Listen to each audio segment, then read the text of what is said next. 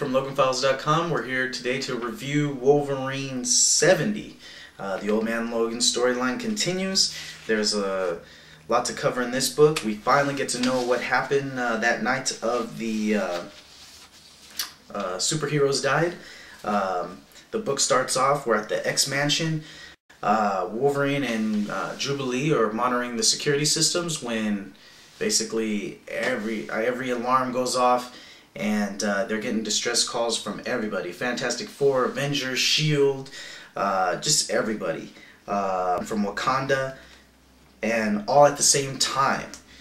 Wolverine kind of thinks about it for a second and decides, you know what, they need to evacuate the X Mansion. If all those places are getting attacked, obviously the X Mansion will be next on the list. Right after, as soon as he says that, explosion happens. Shows Wolverine climbing out of the debris. Jubilee's hurt. Looks like she's practically dead. But basically, supervillains start coming through the hole of the explosion. They basically tackle Wolverine. There's Dr. Octopus. There's all kinds of villains here. Strife. 3 other guys I don't even know.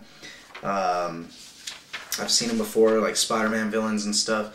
You see Bullseye. You see like all kinds of 3 other guys burst through another hole. The Blob and Silver Samurai and Scorpio or whatever. They all come. Hobgoblin and Sinister break through another wall. Basically, all the villains are attacking the X Mansion at once. We see what looks like Kitty Pryde telling the children to evacuate.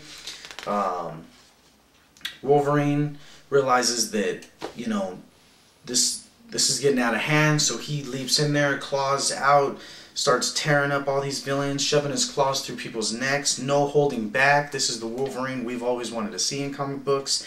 You know, just finishing off these people.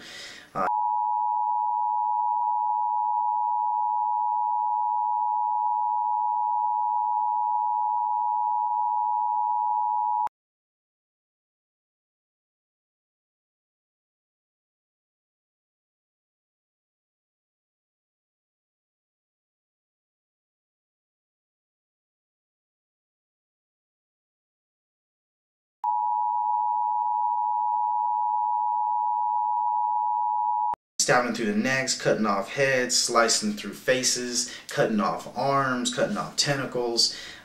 You know, he says that he didn't hold back because basically Strife, looks like Strife's explaining to him that it was only a matter of time before all the supervillains grouped together and took out every superhero, and that this was this time. Wolverine is concerned for the kids, so he's not holding back, and he's calling out for Cyclops, he's calling out for Storm, he's calling out for everybody, anybody, to help. No X-Men seem to be showing up. He keeps tearing through these guys, tearing up Blob, blood splattering everywhere. Sabretooth, he attacks them, tells the kids to run out of there and never look back. Keeps taking them out. They're all piled on top of him. He's just tearing through all of them. Absolutely what a Wolverine fan wants to see in a book. It comes down to Wolverine and Bullseye. I guess they're the last ones alive. Wolverine explains that they fought back and forth for look, I think 45 minutes, he says, and 90 minutes. For 90 minutes before finally he stabbed Bullseye through the heart with his claws, and he's holding Bullseye as he's dying, and Bullseye says, "Logan, stop, please. Why are you doing this? You're supposed to be our friend." Wolverine didn't understand that, and the next panel we see Mysterio appear, and Mysterio explains that this has all been an illusion, and that what he's really done is he's killed the X-Men. He looks down at Bullseye. It's no longer Bullseye. It's Jubilee laying there dead in his arms. Wolverine, as you can see, he looks around the room and he doesn't like what he sees. He's basically killed all the X-Men single-handedly. Goes back to the Old Man Logan times now. Hawkeye and Logan are sitting by a fire, and Hawkeye can't believe it. He's like, "Wow, you murdered the X-Men." And he says, "Yeah." Logan explains, "Yeah, that's basically why I haven't popped my claws." He says he wandered around all bloody and tore up for a while. He basically got to the point where he wanted to die. He knew he couldn't die, so he had to kill the part of him that was that animal nature. He waited for an oncoming train by the train tracks, laid his head down on the tracks, and let the train run over him. Hawkeye explains, "Well, you have a healing factor. That can't hurt you." Logan explains, "Well, it can't kill me, but it can hurt me a lot. And sometimes that's what it takes, just to be hurt really bad." And now he's just Logan. Continue to talk of hurting any living soul ever again. And the next morning, they jump into the Spider-Mobile and they head off. They meet a guy with the Ant-Man helmet who says he's going to kill him if he doesn't get some 80 cents or something.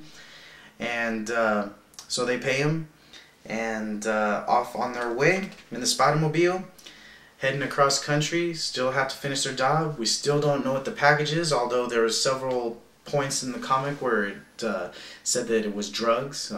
Hawkeye didn't say it was drugs, but he asked Wolverine not to ask him that question. And the Ghost Riders back in I believe it was '67, they thought it was drugs, but they didn't actually get the package. So we still don't know what the package is. Maybe they'll surprise us with what it is. Not really sure. But at the end of this book, we see the venomous dinosaur with the venom alien symbiont taking control of him. So I guess we'll be seeing a big scary dinosaur next issue. So that was Wolverine 70 review. I'm Mark Herringer with LoganFiles.com. Come to our website, check it out. Thank you.